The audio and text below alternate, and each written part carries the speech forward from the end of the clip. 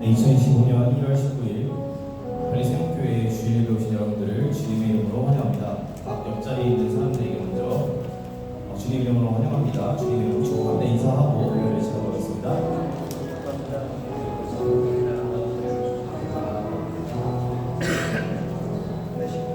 기도 예배를 시작하도록 하겠습니다. 함께 기도하겠습니다.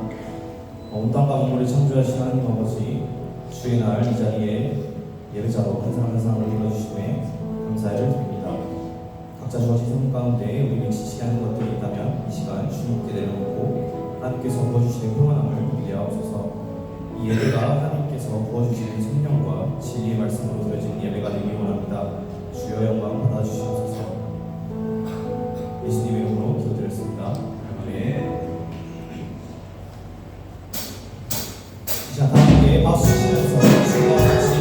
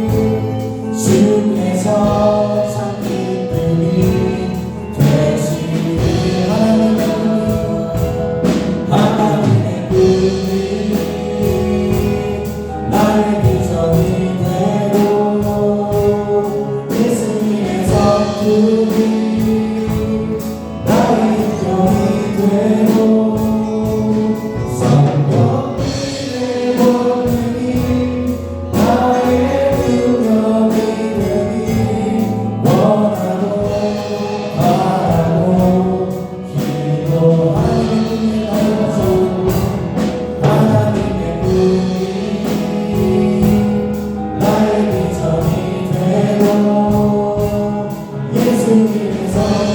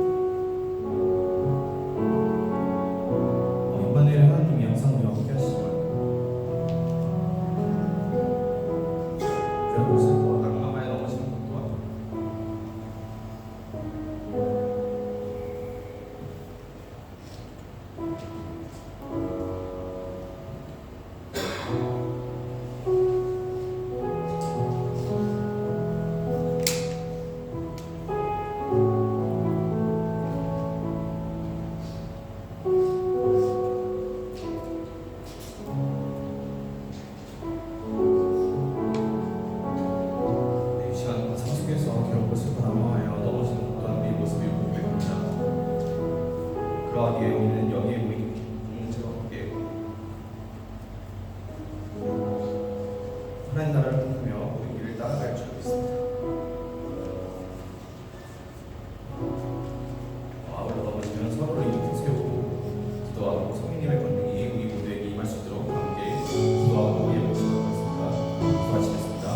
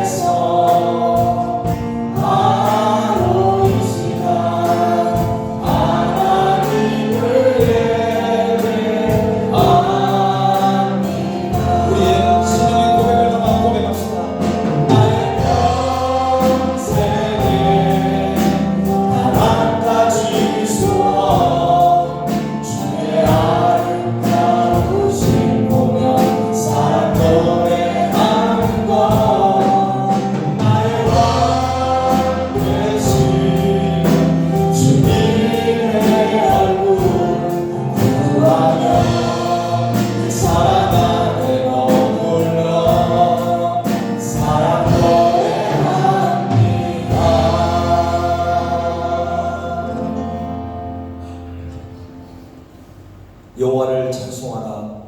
여호와는 선하시며 그의 이름이 아름다우니 그의 이름을 찬양하라.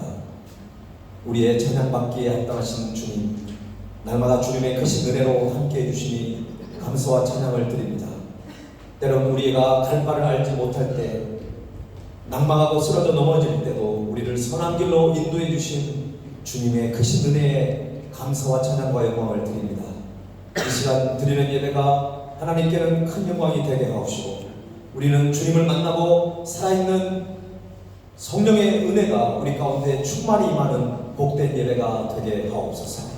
예수 그리스도 이름으로 기도하옵나이다. 아멘.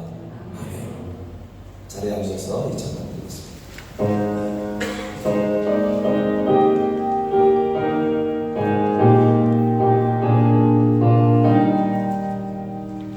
주님의 사람이 일어나 다 힘을 합하여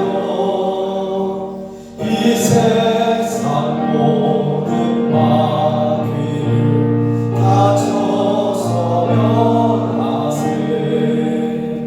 저 앞에 오는 적군을 다 싸워 이겨라.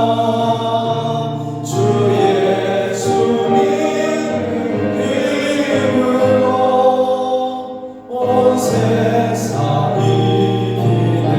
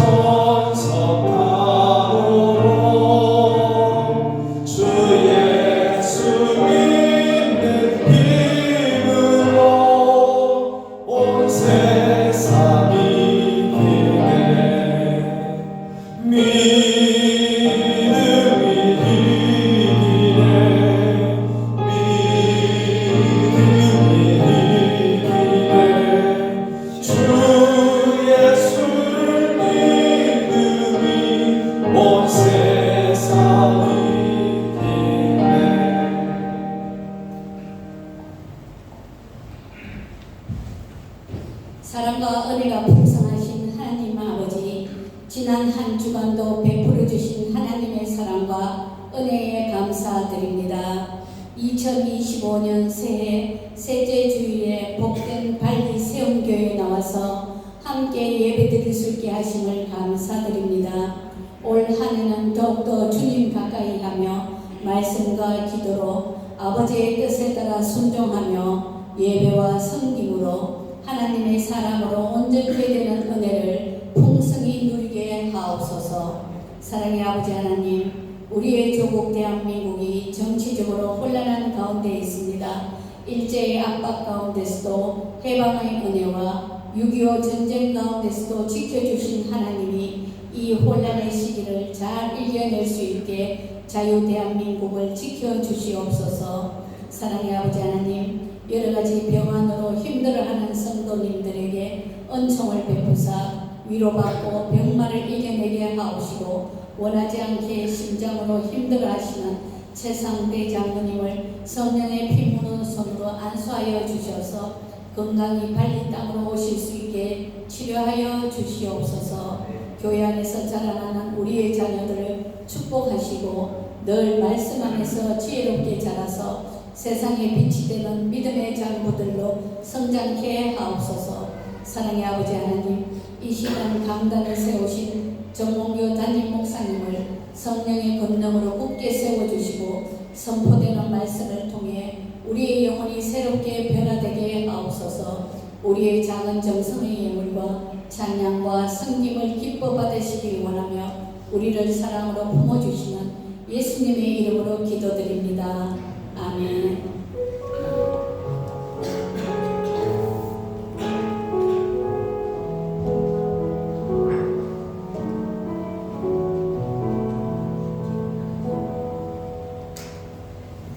드린 예물을 하나님께 봉헌하겠습니다.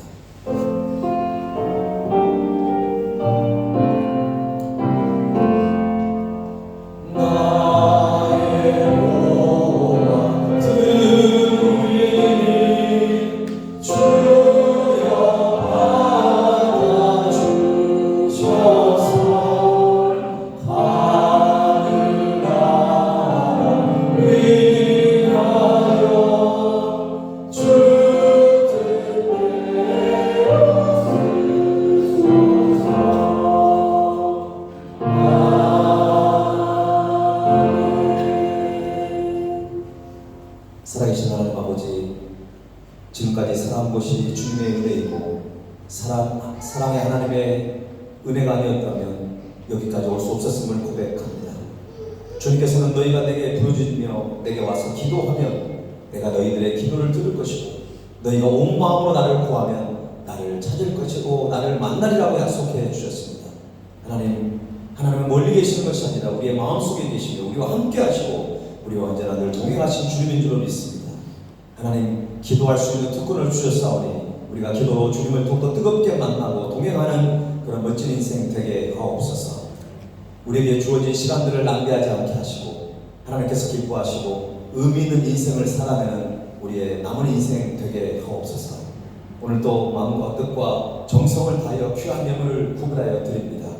하나님, 정말 주님 앞에 마음을 다해 드리는 귀한 예물들을 기뻐 받아 주셔서 이 예물이 죽어가는 영혼을 살릴 뿐만 아니라 이 발린 땅에 하나님의 나라를 세워가는 일에 이 예물이 아름답게 쓰임받게 하여 주옵소서.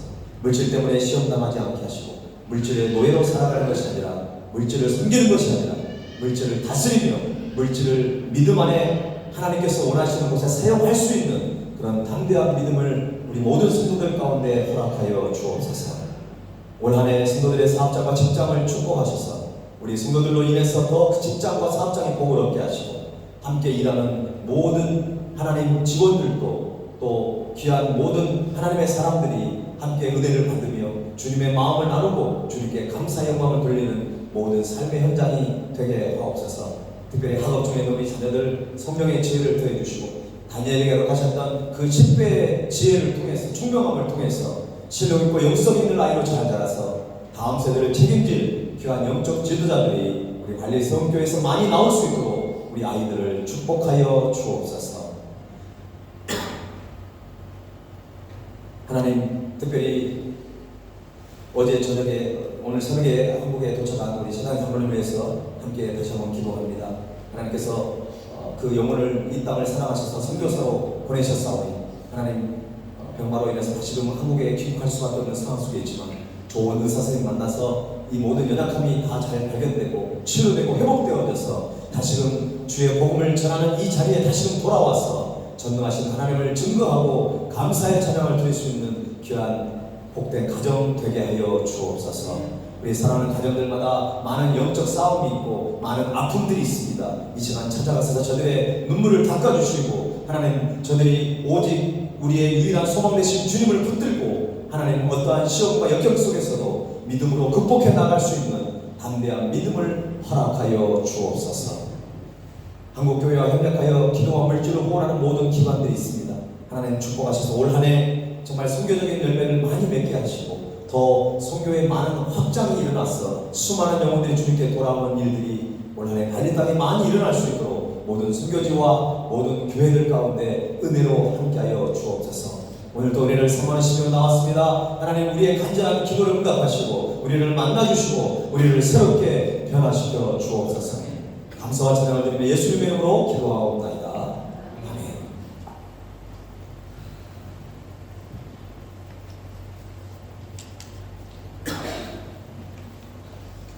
네, 오늘 예배에 참여한 여러분들을 주님으로 환영합니다. 네, 우리 한국에 방학 때 갔던 우리 성도들이 이제 많이 돌아온 것 같습니다. 특별히 신흥경이죠. 저기 있네. 까먹었을 거예요. 우리 화신정분이 우리 한동대학 합격해가지고 이렇게 기쁜 소식을 했어요. 네, 다른 학교도 있는데 기독교 명문대학으로 유명한 한동대에 입학을 하게 됐습니다. 사실 제가 그 입시전을 하면서 한동대를 꼭 보내고 싶었는데 한 3명 정도가 합격을 했는데 안 갔어요. 그래서 참 많이 아쉬웠는데 우리 드디어 신영이가 우리 한동대학에 들어갔습니다. 너무 감사하고 여러분 기도해 주신 덕분입니다. 우리 신영이도 열심히 했지만 하나님의 은혜입니다. 여러분 축하해 주시고 또 앞으로 대학생활 잘해서 또 후배들도 지금 공부하는 우리 아이들도 우리 선배들처럼 신앙의 삶을 기독 청년으로서 살아가는 우리 모든 자녀들이 됐으면 좋겠습니다.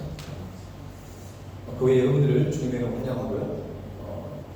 축복합니다. 우리 좌우에 우리 형제 자매들을 축복하는 찬양 우리 함께 드리겠습니다. 사랑해요. 축복해요.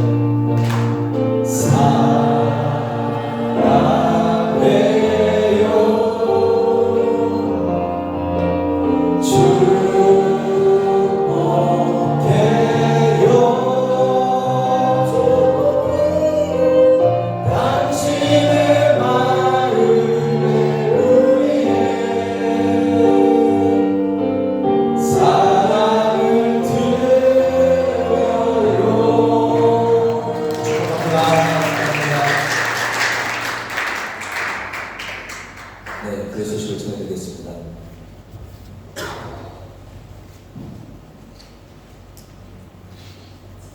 올 한 해 우리 교회에 주신 표어는 하나님의 사랑으로 온전케 되는 은혜입니다. 디모데후서 3장 16절 17절 말씀을 통해서 우리가 하나님의 말씀으로 오직 우리가 하나님의 사랑으로 온전케 될 수 있습니다. 아직 늦지 않았습니다. 성경 읽고 여러분 빨리 시작하시고 유튜브에 보면 성경 공동체 성경 읽기라는 것도 있고요. 요즘에 프로그램은 너무 많이 나와 있어요. 심지어는 막 빨리 성경을 읽어가지고 막 일주일 안에 끝내는 그런 성경 읽기 프로그램도 다 있습니다. 그래서 여러분 올 한 해 성경을 꼭 창세부터 요한계시록까지 읽었으면 좋겠고 40일 성경 탐구에 대한 이 성경 공부도 2월 달부터 시작하려고 준비하고 있어요. 그래서 여러분 올 한 해 성경을 좀 전체적으로 볼 수 있고 공부하고 읽고 묵상하면서 올 한 해 우리가 영적인 성장을 우리가 많이 이뤘으면 좋겠습니다. 세형 공동체 모임이 오늘 예배 후에 곧바로 있습니다. 2024년도 결산안 그리고 새해 예산안을 함께 나누고 또 기도하는 시간을 가지려고 합니다. 새해 입교교인 18세 이상 되는 우리 성도님들은 자리에 잠깐 남아주시기 바랍니다. 다음 주는 설 명절이 이제 얼마 안 남았기 때문에 남성교회 주관으로 전교인 민속놀이가 예정되어 있습니다. 오후 3시에 식사 후에 남성교회 주관으로 민속놀이가 예정되어 있습니다. 여러분 함께 참여해서 좋은 시간 가졌으면 좋겠습니다.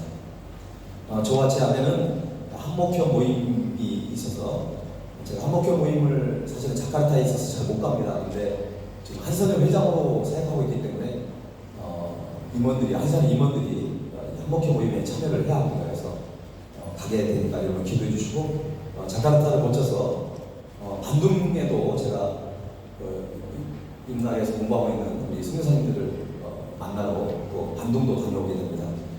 1박 2일 동안 다녀오게 되는 기도 부탁드리겠습니다. 최상대 사모님은 맥박이 좀 일정치가 않아가지고 이번에 한국 가가지고 사실은 다 MRI까지 촬영을 했는데 이상이 없었는데 오시자마자 지금 일주일 조금 넘었는데 굉장히 컨디션이 좋지 않아가지고 어제 저녁에 오늘 새벽이죠. 1시 20분 비행기로 한국에 가셔서 지금 오늘 잘 도착했다고 연락을 받았습니다. 한국에서 좋은 의사 선생님 통해서 잘 치료받고 건강한 모습으로 돌아올 수 있도록 여러분 기도해 주시면 감사하겠습니다. 오늘 우리에게 주신 하나님의 말씀을 함께 보도록 하겠습니다. 누가복음 18장 1절에서 8절입니다. Firman Tuhan hari ini Lukas pasal 18 ayat 1 sampai 8.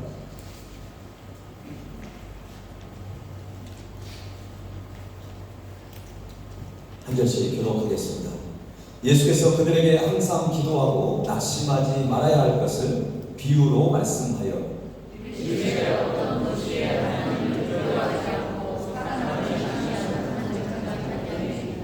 그 도시에 한 과부가 있어 자주 그에게 가서 내 원수에 대한 나의 원한을 풀어 주소서 하되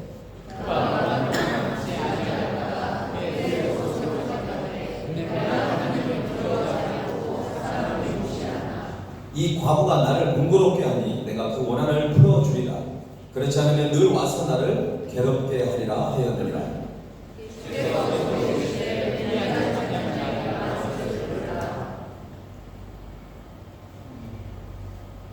잘렸네요. 네, 좀 더 있는데요. 하물며 하나님께서 그 밤낮 부르짖는 택하신 자들의 원한을 풀어주지 아니하시겠느냐? 그들에게 오래 참으시겠느냐? 우리 8절 같이 읽겠습니다. 너희에게 이르노니 속히 그 원한을 풀어주시리라. 그러나 인자가 올 때에 세상에서 믿음을 보겠느냐 하시니라.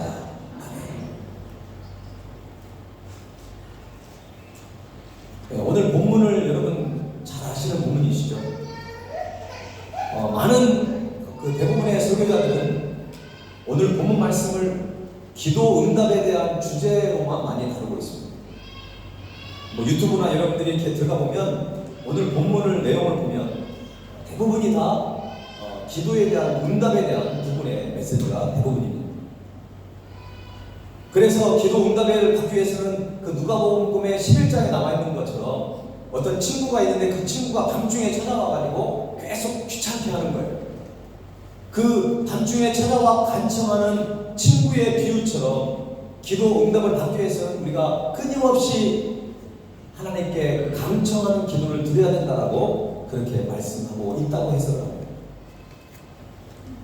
여러분 누가복음 11장에는 제자들이 예수님 앞에 기도에 대해서 좀 가르쳐 달라고 했을 때 예수님이 이렇게 말씀하셨기 때문에 당연히 기도에 대한 말씀입니다. 그러나 오늘 이 본문을 해석함에 있어서 누가복음 11장의 본문하고 똑같이 생각해서는 정확하게 이 본문을 해석할 수가 없습니다. 오늘 본문의 내용은 누가복음 17장의 내용과 연결이 된 부분입니다. 예수님께서는 하나님의 나라에 대해서 말씀하셨습니다. 특별히 노아의 때를 예로 들으셨어요. 죄악이 세상에 가득해질 때 노아는 하나님께 은혜를 받았습니다. 그래서 방주를 만들기 시작했죠. 노아가 방주를 얼마 동안 만들었나요? 민호?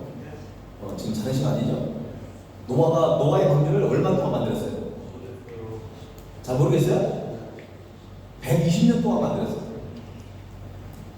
근데 어디다 만들었나요? 보통 배를 어디서 만들어요? 산 위에서 만드는 사람은 없습니다.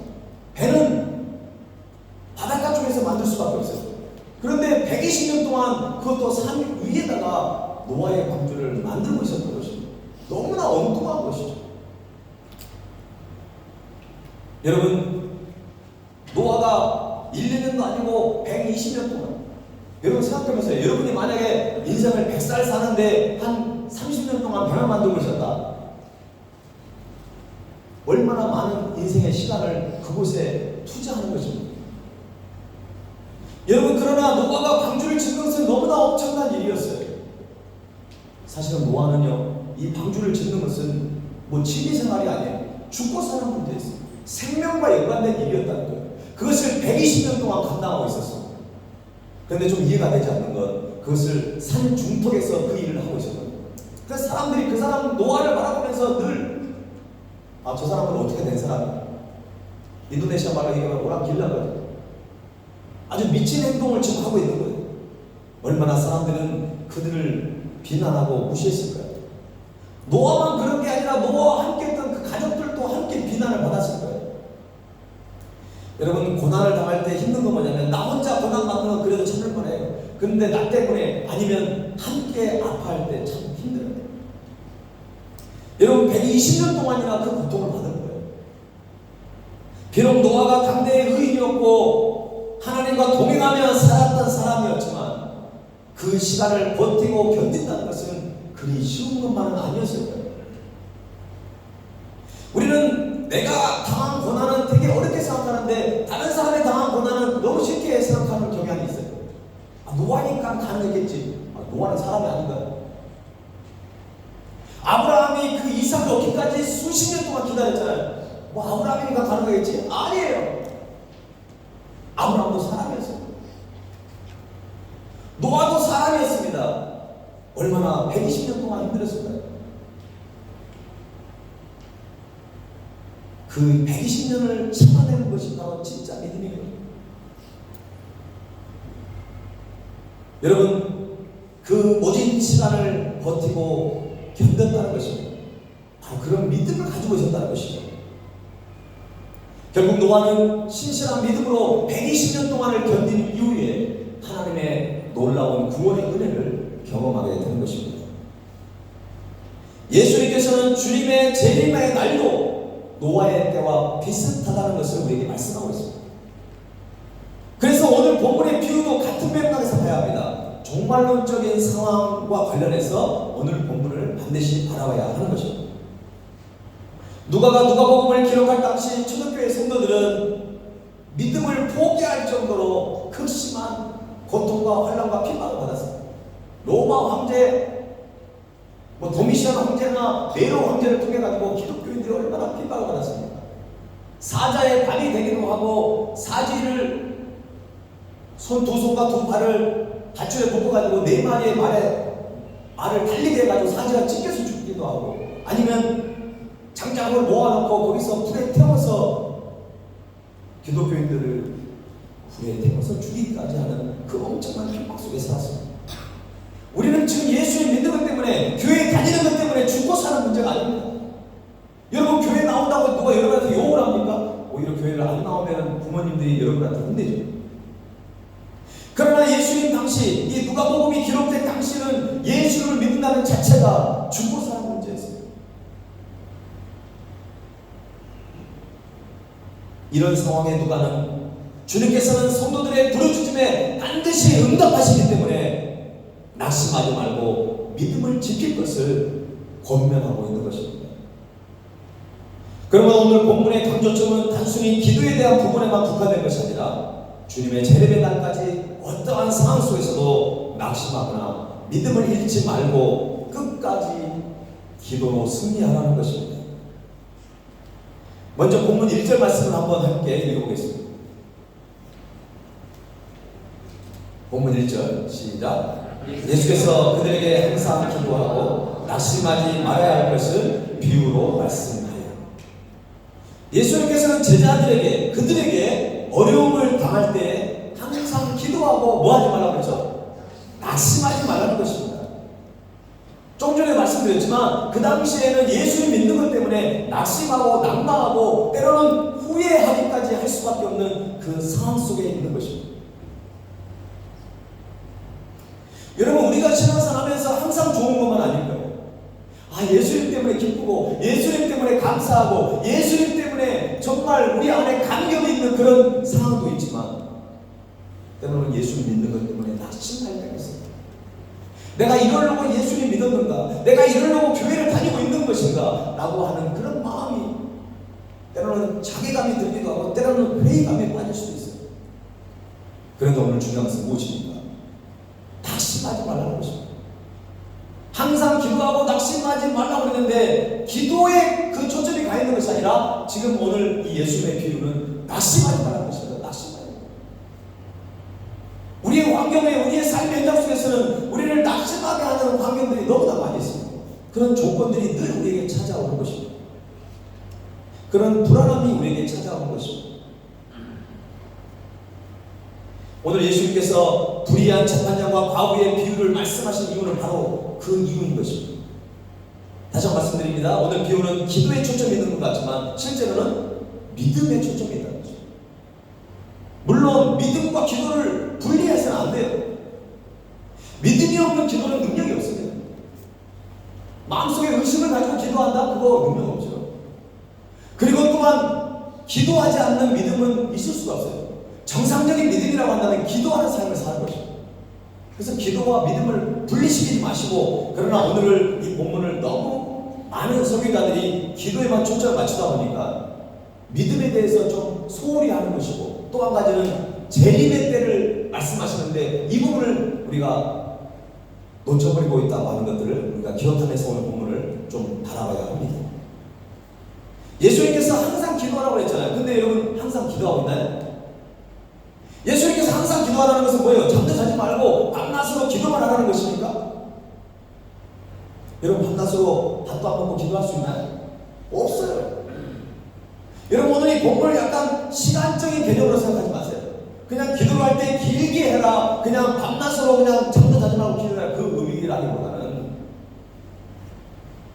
우리가 하나님 앞에 어떤 기도의 태도를 가져야 될 것인가를 우리에게 말씀해 주고 있는 것입니다.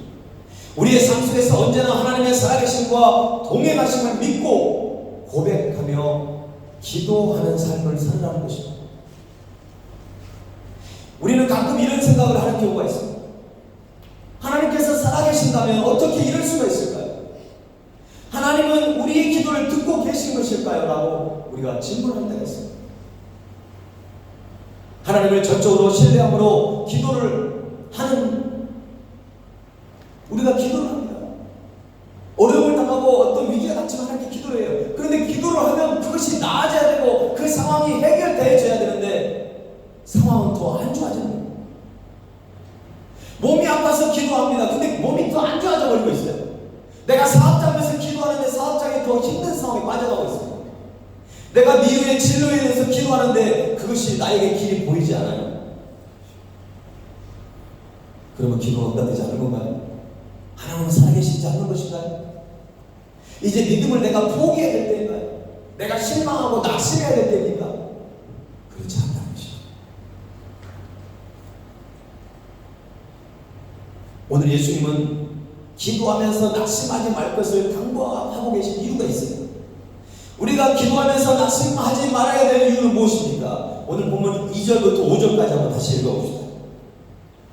2절부터 5절 제가 한 절도 여러분 한 절인데, 이르시되 어떤 도시에 하나님을 두려워하지 않고 사람을 무시하는 한 재판장이 있는데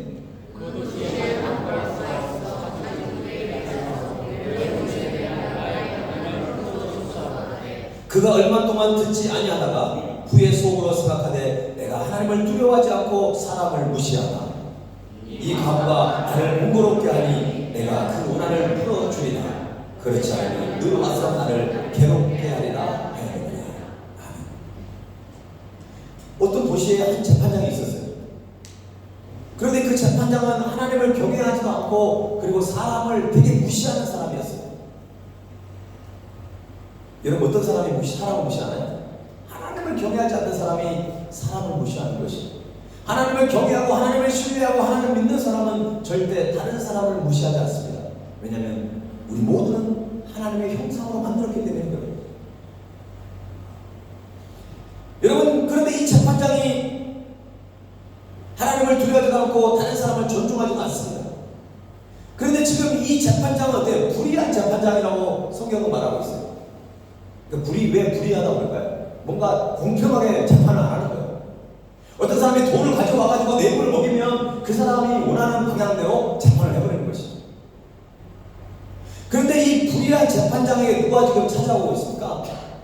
돈 많은 사람이 찾아오면 문제가 아니에요. 왜? 그냥 뇌물을 바쳐가지고 돈으로 그 사람을 매수해버리면 되는데, 돈도 없고 백도 없고 아무것도 없는, 남편이 없는, 어떤 무슨 이유인지는 모르겠지만 어떤 억울함 속에 빠져있는, 그것도 돈 없고 백 없는 한 과부가 오늘 이 불의한 재판장에게 찾아왔다는 것입니다. 어떻게 보면 참 낙심할 수밖에 없는 상황입니다. 어떻게 보면 방법을 찾을 수 없는 상황이었어요. 이 과부가 할 수 있는 것은 뭐예요? 유일하게 남은 게 몸밖에 없잖아요. 남은 게 시간밖에 없잖아요. 유일한 것은 뭐냐면 그 재판장을 자주 찾아가는 방법밖에 없어요. 그 재판장에 가서 그냥 어떻게든 가서 그냥 애들 말로 얘기하면 때를 쓰는 방법밖에 없는 거예요. 여러분, 그런데 이 재판장이 그 과부에 대한 관심이 있을까요? 없을까요? 전혀 없습니다. 왜? 저 과부는 나에게 도움을 줄 수 있는 것이 하나도 없거든요. 나의 명예를 높이는데, 나의 창고에 어떤 곡식을 쌓는데, 돈을 축축하는데 전혀 도움이 되지 않는 사람입니다. 어떻게 보면 그 과부를 아주 개무시하고 아주 그냥 신경도 쓰지 않을 수 있는데, 오늘 이 불의한 재판장은 뭐라고 얘기합니까? 불의한 재판장이 뇌물을 받지도 않고 과부의 부탁을 들어주는 이유가 있어요. 그것은 다름 아닌 과부가 불쌍해 보인다? 절대 아니에요. 자신이 괴롭힘을 당하지 않기 위해서 그렇게 했다는 것입니다. 나를 괴롭게 하리라라고 하는 이 단어가 있거든요. 나를 괴롭게 하리라고 하는 이거를 헬라 원어를 보니까 때려가지고 멍들게 한다, 이런 의미가 있어요. 와, 그러면 이 재판장이 이 과부가 와가지고 때려가지고 나를 멍들게 할 때 두려워가지고 무서워가지고 그 원한을 풀어줬을까요? 사실 그렇진 않겠죠. 여러분, 하지만 이 과부의 간청을 들어주지 않을 때 겪게 되는 어떤 정신적인 고통, 어떤 스트레스는 많은 거예요. 왜? 끊임없이 찾아오는 거예요. 남는 게 시간이고 못밖에 없으니까. 다른 백이 없기 때문에 그냥 오직 그 재판장한테 매달리는 거예요. 그러니까 이 재판장이 너무나 스트레스가 되고 정신의 고통이 많을 거예요. 그래서 결국 어떻게 됩니까? 그 과부의 간청을 들어주게 되는 것입니다. 여기까지만 딱 보면 우리는 오늘 말씀이 끈질기게 기도해라, 응답될 때까지 기도해라, 하나님께 때를 써라, 막 이렇게 제가 메시지를 전한 것 같지만 사실 그렇지 않는다는 것이죠. 오늘 여기까지는 서론에 불과해요. 오늘 정말 중요한 말씀은 7절과 8절에 있습니다. 7절 말씀을 한번 다시 한번 봅시다. 자, 한번 같이 읽어볼까요? 시작. 하물며 하나님께서 그 밤낮 부르짖는 택하신 자들의 원한을 풀어주지 아니하시겠느냐. 그들에게 오래 참으시겠느냐. 여기서 중요한 단어가 있어요. 뭐예요? 뭘까요? 따라합시다. 하물며. 한번 다시 따라합시다. 하물며. 여러분이 길거리 가다가 어떤 사람 봤어요. 그 사람이 불쌍해요. 내가 돈도 별로 없어요. 근데 호주를 다 털어서 그 사람에게 돈을 주면서 도와줍니다. 하물며 여러분의 사랑하는 자녀에게, 자녀가 힘든데 안 도와주시겠어요? 어떤 사람이 길거리 가다가 쓰러져 있어요. 그 사람이 불쌍해요. 데리고 병원에 데려갔어요. 근데 하물며 여러분의 자녀가 지금 쓰러져 있어요. 그 자녀를 그냥 보고 구경만 하시겠어요? 이 하물며라고 하는 이 단어 안에 놀라운 하나님의 사랑과 은혜가 담겨져 있습니다. 하물며. 불의한 재판관이 자기에게 전혀 도움이 되지 않는, 아주 개무시해버릴 수 있는 그 사람인데도 불구하고 그 재판관이 과부의 원한을 풀어줬습니다. 하물며 우리를 사랑하고 계시고 우리를 사랑하시고 우리를 죽기까지 사랑하시는 그 하나님이 우리의 원한을 풀어주지 않겠습니까? 여러분의 기도를 들어주지 않겠냐 말입니다. 하물며 이 하물며라고 하는 이 단어에 많은 것들이 숨겨져 있습니다. 여러분이 힘들고 어렵고 고통스러울 때 이 하물며라고 하는 단어를 꼭 떠오르세요. 하물며 하나님께서 그 밤낮 부르짖는 택하신 자들의 원한을 풀어주지 아니하시겠네요. 이것이 바로 오늘 본문 말씀의 핵심입니다. 구약 성경에 주님의 재림에 대한 예언이 담겨있는 말씀이 여러 군데 있지만 특별히 다니엘서 같은 경우는 구약의 예언서 중에 하나잖아요. 자, 다니엘서 7장 22절에도 오늘 이 본문 말씀과 비슷한 말씀이 있어요. 한번 같이 읽어봅시다. 시작. 옛적부터 항상 계신 이가 와서 지극히 높으신 이의 성도들을 위하여 원한을 풀어주셨고 때가 이름에 성도들이 나라를 얻었더라. 아멘. 다니엘서 7장은 주님이 다시 오실 그 인자의 날 예수님의 재림에 대해서 예언하고 있는데 뭐라고 예언되어 있습니까? 지극히 높으신 이의 성도들을 위하여 원한을 풀어주셨다는 것입니다. 때가 이름에 성도들이 나라를 얻었다는 것입니다. 어떤 나라일까요? 그렇습니다. 하나님의 나라예요. 지난주에 우리가 묵상했잖아요. 마지막 때에 우리는 진정한 하나님 나라에 영원히 들어가는 것입니다. 그 하나님 나라의 백성으로서 온전히 우리가 모든 것을 누리게 되는 것입니다. 하나님께서 노아의 때 방주를 지으면서 온갖 비난을 받았던 사람들의 원통함을 풀어주셨던 것입니다. 주님의 재림의 날에 모든 성도들의 권리를 찾아주실 것이라는 것입니다. 왜 제가 이렇게 말씀드리냐면요, 원한을 풀어주셨다고 하는 것을 헬라어 원어를 보니까 권리를 찾아주셨다, 그런 의미가 있어요. 여러분은 하나님 앞에 우리가 주장할 권리가 있어요. 하나님의 자녀로서 누리는 특권이 있습니다. 바로 그런 것들을 하나님이 다 갚아주시겠다는 것입니다.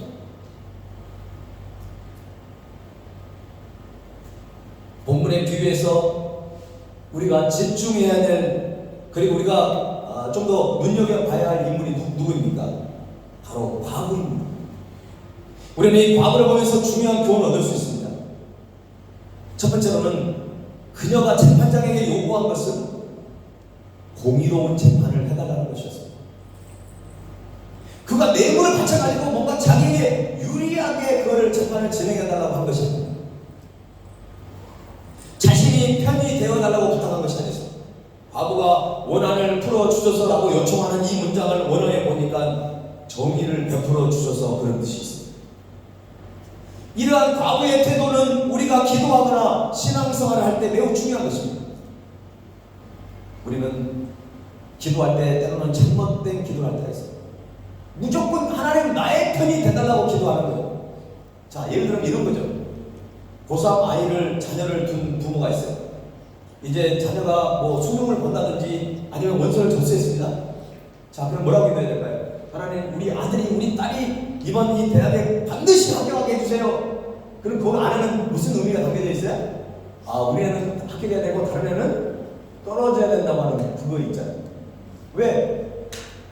100명이 지원했는데 50명밖에 뽑지 않아. 그럼 50명은 떨어지게 돼 있어요. 그래서 제가 과거에 그 수능날 아침부터 아이들이 수능 보는 그 시간까지, 한국에는 그런 기도를 되게 많이 하거든요. 수능 보는 그 시간에 부모들이 모여가지고 하루 종일 수능 시험 끝날 때까지 기도를 하는 거예요. 그럼 부모님은 얼마나 간절히 기도하겠어요. 저는 근데 그 부모님한테 그런 얘기를 했어요. 여러분 자녀만 해서 기도하지 마세요. 청소년들이 수능 끝나면 평균 15명이 자살을 합니다. 수능을 보는 우리 한국의 다음 세대를 짊어지고 우리 아이들을 위해서 함께 기도해야 된다는 거예요. 단순히 내 자녀가 대학에 합격하기 위해서 기도한다면 그건 되게 이기적인 기도고 그 기도는 하나님 기뻐하시지 않는 거예요.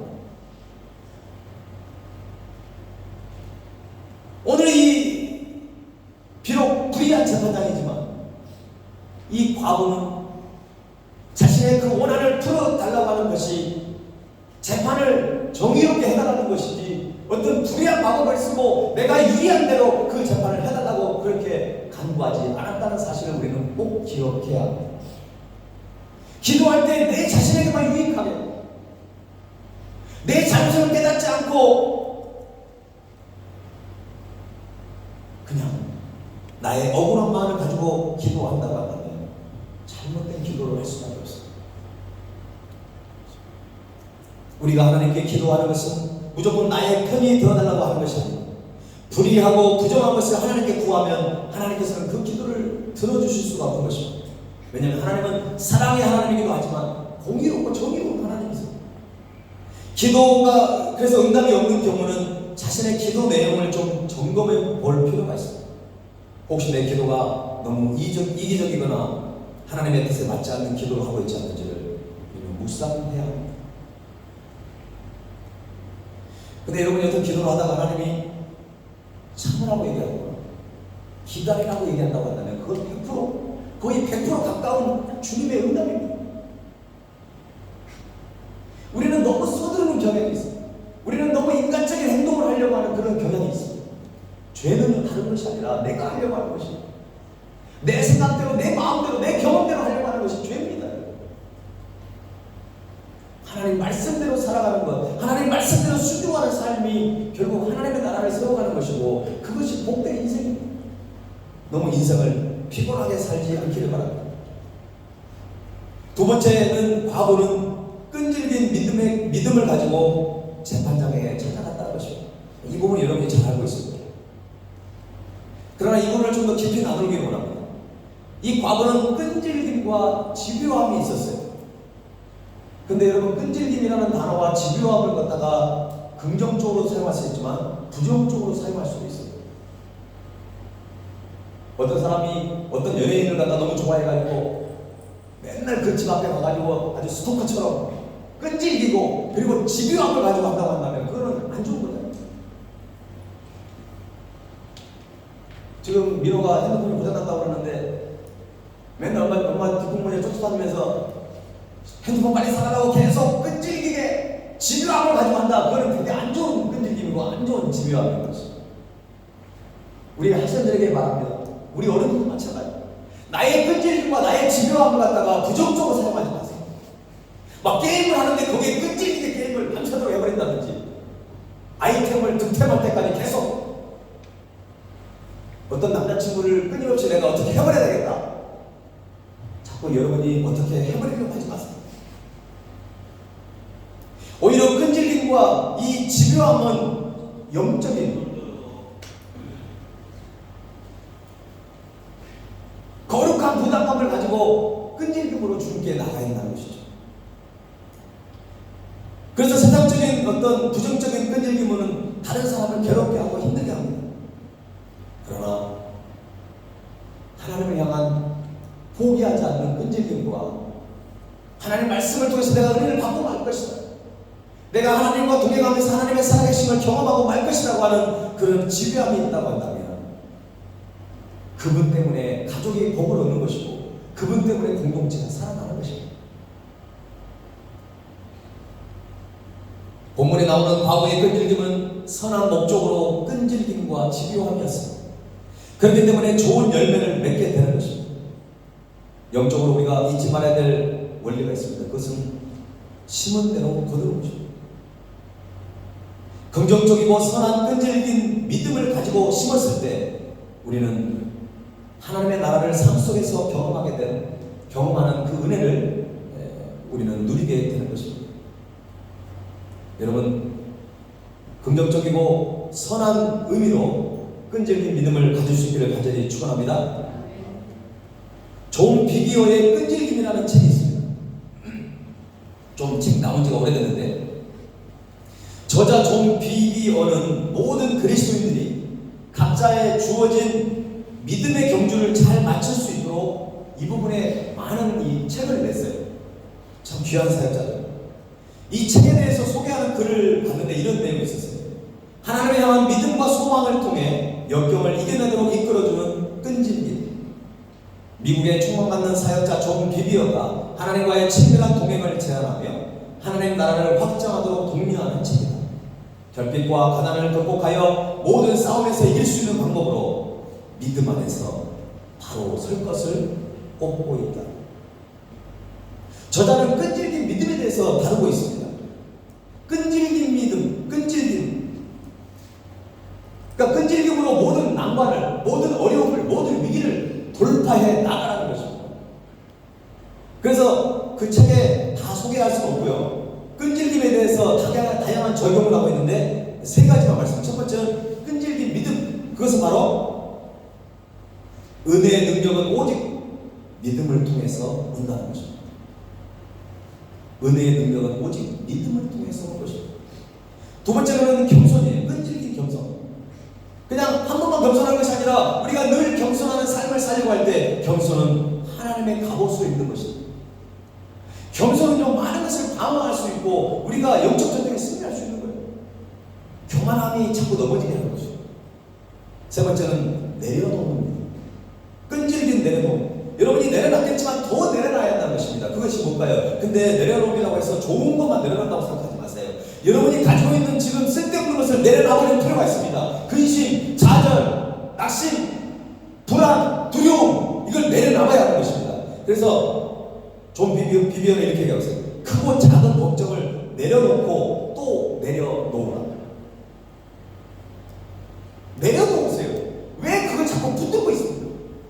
부정적이고 믿음과 관련 없는 것은 자꾸 내버리셔야 합니다.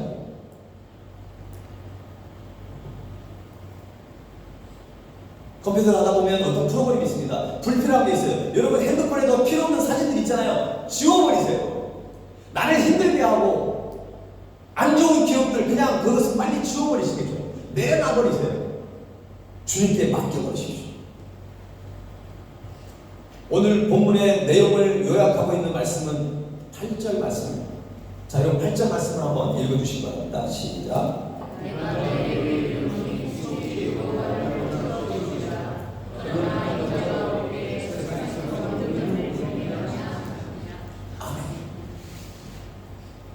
인자가 올 때 세상에서 뭘 보겠냐고요? 믿음을 보겠느냐. 좀 더 이 본문을 좀 쉽게 설명드리기 위해서 이 본문을 메시지 성경으로는 이렇게 얘기하고 있습니다. 인자가 다시 올 때 그처럼 끈질긴 믿음을 이 땅에서 얼마나 찾을 수 있겠느냐. 예수님이 다시 오실 때 끝까지 끈질긴 믿음을 가지고 버티고 견뎌내는 사람이 얼마나 되겠느냐라고 말씀하고 있는 것입니다. 초대교회 때 많은 사람들이 기독교의 핍박을 받으면서 주님 앞에 신실한 믿음을 가지고 때로는 순교를 당하고 십자가의 길, 순교자의 길을 걸어갔습니다. 그러나 다 그랬을까요? 아니에요. 쉽게 믿음을 포기해버리고 하나님을 저주하고 오히려 세상과 정치와 권력에 결탁해서 믿음을 저버리는 그런 사람도 아마 엄청나게 많을 거예요. 일제시대 때도 그랬고 6.25 전쟁 때도 그랬어요. 제한미교회라고 여러분 들어보시죠. 예수님의 그 사진을 갖다가 두고 이걸 지나가면 밟고 지나가면 살려주고 지나가지 않는 사람은 총으로 쏴서 죽여버렸다는 거예요. 물론 우리는 일제시대 때 신사참배를 했던 그런 신앙의 선배들을 바라보면서 우리는 정죄할 수 있는 자격이 전혀 없습니다. 목숨 앞에 그 누가 목숨을 걸고 신앙을 지킬 수 있단 말입니다. 쉽지 않을 거예요. 인자가 다시 올 때 그처럼 끈질긴 믿음을 이 땅에서 얼마나 찾을 수 있겠느냐. 이것이 하나님의 마음이에요. 지금 이 시대를 생각해 보시기 바랍니다. 한국교회도 보세요. 주일학교 없는 교회가 너무나 많이 늘어나고 있습니다. 청년들이 교회를 떠나가고 있습니다. 여러분 유튜브를 통해 가지고 교회들 보세요. 대형 교회도 보세요. 성가대, 찬양대에 서 있는 사람들 보세요. 지난번에 우리 목사님이 말씀하셨어요. 저도 그 얘기를 들으니까 정말 그렇더라고요. 옛날에는 찬양대 이 교회들 보면은 한국 유튜브를 보면은 젊은 층들이 참 많았어요. 근데 대부분 요즘에는 할머니, 할아버지들이 성가대에 서고 있어요. 지금 많은 청년들이 다 지금 어디가 있습니까? 인자가 다시 올 때 그처럼 끈질긴 믿음을 가지고 이 땅에서 얼마나 우리가 찾을 수 있겠습니까? 바라기는 주님 다시 오실 때 끈질긴 믿음을 가지고 버티고 견디고 인내하면서 주님 앞에 서 있을 수 있는 저와 여러분이 될 수 있기를 간절히 축원합니다. 이것보다 더 중요한 것이 어디 있겠습니까? 마지막 때에는 예배의 자리, 기도의 자리, 믿음의 자리에서 떠나는 사람들이 많을 것이라고 성경은 이미 말씀하셨습니다. 따라서 주님 다시 오실 때까지 우리는 우리의 믿음을 지켜가자는 것입니다. 여러분 지금 각자에 놓여있는 많은 문제들이 있을 거예요. 뭐 가정의 문제, 진로의 문제, 학업의 문제, 어떤 물질에 관계된 문제도 많을 거예요. 목회자인 저도 마찬가지입니다. 때로는 그것이 나에게 불안함으로 찾아올 때가 있어요. 때로는 낙심시키는 것이 있어요.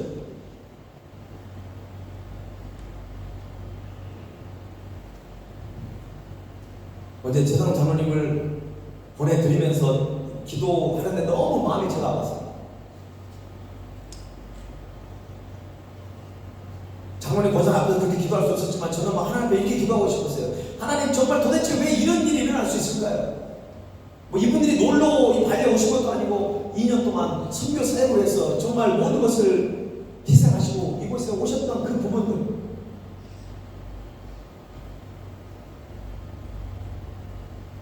그러면서 한국에 도착할 때까지 마음이 제가 불안하고 또 염려가 있어서 잠을 잘 이루지 못할 때 하나님이 그런 마음을 많이 주셨어요.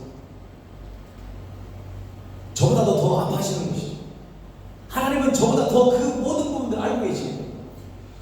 여러분이 지금 힘들고 어려운 상황을 주님은 너무나 잘 아시고, 낙심하지 마시고 두려워하지 마시고, 모든 우리의 유일한 소망 되신 주님이 있잖습니다. 불의한 재판관이 전혀 상관없고 하나님을 경외하지도 않고 사람을 아주 무시하는 그런 불의한 재판장도 과거의 원한을 풀어주는데 하물며 우리를 사랑하시고, 우리를 사랑하셔서 이 땅에 예수 그리스도를 보내주시고, 예수님이 우리를 위해서 십자가에 못 박혀 죽으시기까지 우리를 사랑하신 그 하나님이 여러분의 인생을, 여러분의 미래를, 여러분의 가정을, 우리 교회를, 조국 대한민국을, 그리고 인도네시아 땅을 하나님은 반드시 축복하여 줄 줄 믿습니다. 이것이 단순히 추상적인 것이 아니라 너무나 분명하고 우리에게 약속되어 있는 하나님의 말씀입니다. 기도에서 가장 중요한 것은 여러분, 하나님의 응답을 받는다라고 여러분 생각하지 마세요. 제발 그냥 내가 기도하면서 하나님 어떻게 하면 기도 응답을 받아야 되겠습니다. 물론 좋죠. 그러나 여러분 이건 너무 당연한 부분이에요. 이제 여러분의 신앙의 수준이 하나님의 사람으로 좀 온전케 되려고 한다면, 하나님, 내가 하나님께 기도 응답을 받는 건 중요한 것이 아니다. 내가 기도하고 오히려 하나님께 나에게 베풀어 주신 그 은혜와 사랑에 내가 응답하는 삶을 살아내야 한다는 것입니다. 내가 기도했다면 그 기도에 맞게 내가 응답하는 삶을 살아내는 것입니다. 여러분 어렵지 않죠? 내가 하나님께 기도했을 때 나는 가만히 있고 하나님께로만 받을 생각하지 말고, 내가 하나님께 구했고 기도했다고 한다면 신실한 믿음으로 내가 살아가야 하는 것입니다.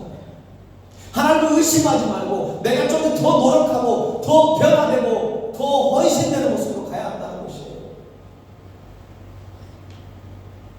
자, 예를 들어볼까요? 학생들 하나님 내가 좀 공부도 잘해가지고 좀 실력을 향상했으면 좋겠어요. 그럼 공부해야지. 아니 공부도 하지 않고 기도만 하면 돼? 그렇게 속에서 기도만 하라고 되는 게 절대 없어요.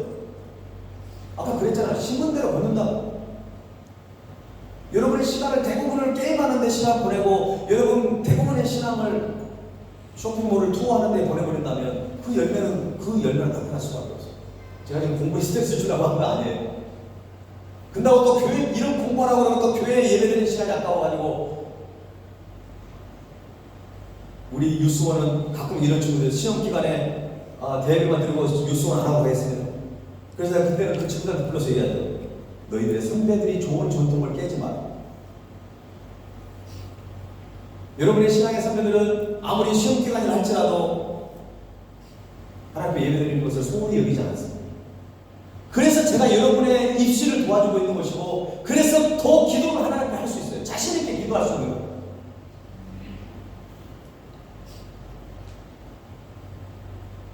단순히 대학에 들어가는 것이 끝이 아니라 여러분의 인생을 선한 길로 인도하시는 그 하나님을 신뢰하기 때문에 여러분 예배를 포기할 수 없는 거예요. 여러분 믿음의 자리에서 떠나지 말고 예배 자리에 떠나지 마세요. 기도의 응답에 관심을 갖지 말고 오히려 내가 믿음을 가지고 하나님께 응답하는 삶을 살아내야 되겠다. 하나님의 응답을 의심하지 마시고 다만 우리의 믿음의 고백과 응답이 하나님을 향하도록 해야 한다는 것입니다. 사랑하는 여러분, 기도를 하는데도 상황이 더 좋아지지 않을 수 있어요. 더 나빠질 수 있어요. 그러나 당황하지 마시고 낙심하지 마세요. 우리는 믿음을 가지고 흔들리지 말고 끈질긴 기도, 끈질긴 믿음을 가지고 주 앞에 나아간다면 우리는 반드시 기도의 응답뿐만 아니라 선하게 우리의 삶을 주관하시고 인도하시고 붙드시는 그 하나님을 우리는 분명히 경험하게 될 줄로 믿습니다. 끈질긴 믿음, 이것이 오늘 우리에게 주신 하나님의 메시지인 것입니다. 믿음은 단순히 추상적인 게 아니라고 했습니다. 믿음이라고 끝나는 것이 아니라 그 믿음의 실천을 해야 돼요. 더 변화되십시오. 더 겸손하십시오. 더 내려놓으셔야 합니다. 더 주님을 붙드세요. 더 기도하시고 더 말씀 속에 잠겨보세요. 더 예배를 사모해보세요. 바로 여러분의 믿음을 통해 놀라운 하나님 나라의 역사를 이룰 줄로 믿습니다. 오늘 말씀을 생각하면서 제가 주님께 드리면서 나가십시오. 우리 그 자리에 다 일어나서 찬양드릴게요.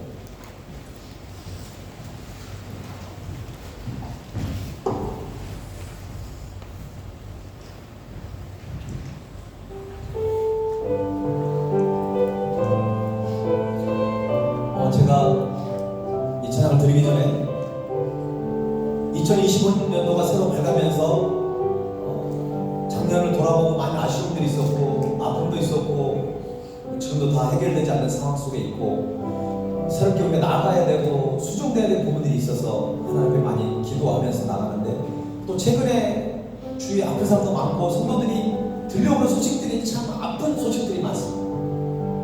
참 당황스럽고 좀 감당하기 힘든 소식들이 들려옵니다. 그래서 하나님이 이 말씀을 우리에게 주신 것 같아요. 참 우리가 강의 설교를 하고 있고 순서로 나가지만 하나님이 얼마나 정확하게 이 말씀을 해주시는지 정말 하나님이 살아계시다는 것을 경험하게 되는 것입니다. 여기에 모인 우리 주의 은총 받은 자여, 주께서 이 자리에 함께 계심을 아노라. 언제나 주님만을 찬양하며 따라가리니 시험을 당할 때도 함께 계심을 믿노라. 하나님은 우리를 한 시간 1분이라도 혼자 버려둔 적이 없어요. 그렇게 믿었던 것들이 끊어져 버리고 그렇게 신뢰됐던 것들이 사라져 버릴지라도 주님은 전혀 사라지지 않습니다. 낮의 해와 밤의 달이 우리를 지키시는 것처럼 주님은 졸지도 않으시고 주무시지도 않는 분입니다. 오늘 우리가 가져야 되는 믿음은 끈질긴 믿음, 포기하지 않는 믿음, 그 믿음이 우리에게 필요합니다. 사단은 우리를 흔듭니다. 우리를 더 안 좋은 쪽으로 몰고 갈 수 있어요. 그러나 하나님을 향한 신실한 믿음이 있다면 우리는 반드시 엄청난 열매를 맺게 될 것입니다. 오늘 이 찬양이 여러분에게 큰 위로가 되고 힘이 될 수 있기를 주님의 이름으로 간절히 축원합니다. 여기에 모인 주의 은총 받은 자여, 주께서 이 자리에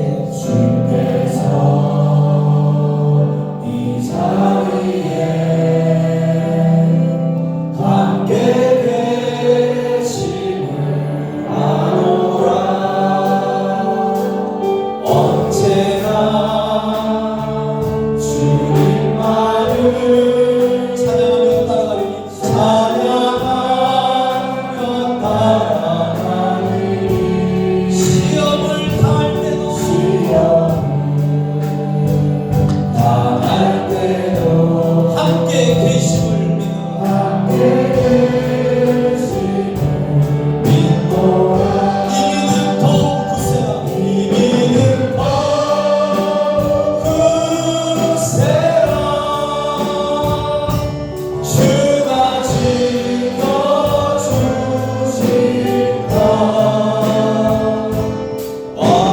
밤에도 주의 말을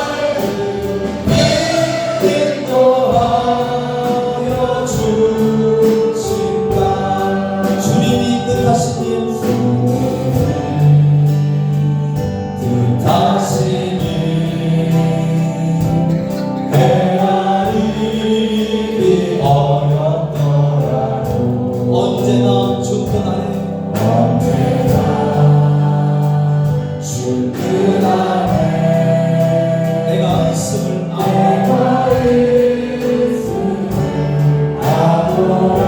사랑의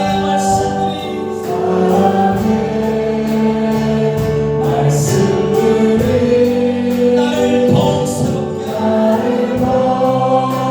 새롭게 하니 때로는 넘어져도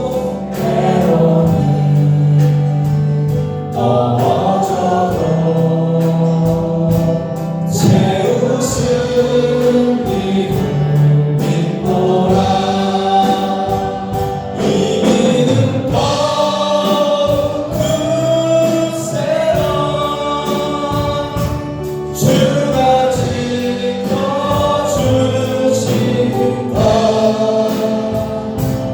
어느 밤에도 주의 말을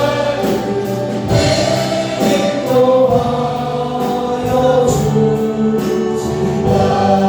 우리 이 시간 함께 기도하기 원합니다. 여러분의 아픔과 그 낙심과 근심을 주님이 누구보다도 잘 아시고 때로는 넘어져도 채우시기를 믿는 그 끈질긴 믿음이 우리에게 필요합니다.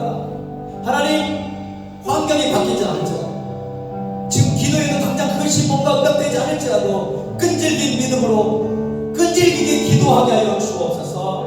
하나님, 우리에게 신실한 믿음을 다시 회복시켜 주옵소서. 주님을 의심하지 말고 주님을 더 신뢰하기를 원합니다. 이 시간 주의 이름을 한번 크게 부른 다음에 기도하겠습니다. 주여, 하나님 아버지, 우리의 간절한 기도를 담아주시고 하나님 아버지, 성도들의 눈물을 담아주시고 저들의 아픔과 저들의 아버지의 어려움과 예능을 주님 하시고 하나님 아버지여 주님을 배워주시고 신실한 믿음, 끈질긴 믿음을 갖기를 원합니다. 승리하기를 원합니다. 하나님 두려워하지 말게 하시고 낙심하지 말게 하시고 오직 주님을 원하는 그 믿음을 허락하여 주시고 하나님 주님만을 전하고 하나님 아버지 주님의 사랑하여 주시고 역사하여 주시고 하나님 아버지 우리의 보혈한 기념도 하여 주옵소서. 우리의 인생은 주님께 달렸습니다.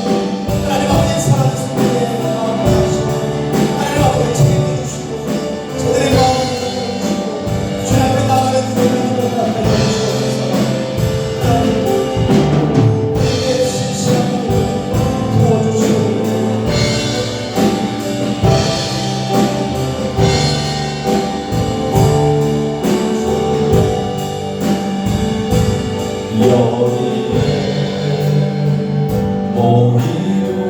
사랑받는 주의 자녀라. 사랑받는 주의 자녀라. 주께서 뜻하신다. 우리 복에 펼치신다. 이 믿음 더 굳세라. 주가 지켜주신다. 주가 지켜주신 어느 밤에도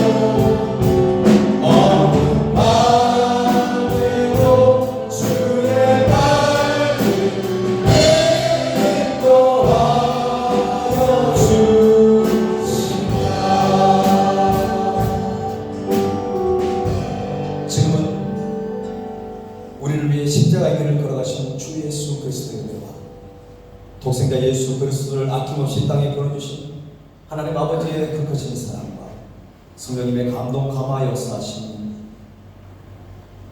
어떤 상황 속에서도 주님을 향한 끈질긴 믿음을 가지고 낙심하지 않고 끈질긴 기도를 통해서 승리하기를 원하는 사랑하는 주님의 백성들 위해, 저들의 삶의 현장과 아픔과 저들의 기도 제목 위에, 그리고 사랑하는 우리 발리 세운교회와 조국 대한민국과 인도네시아 땅 위에 지금부터 영원토록 함께 하시기를 간절히 축원하옵나이다.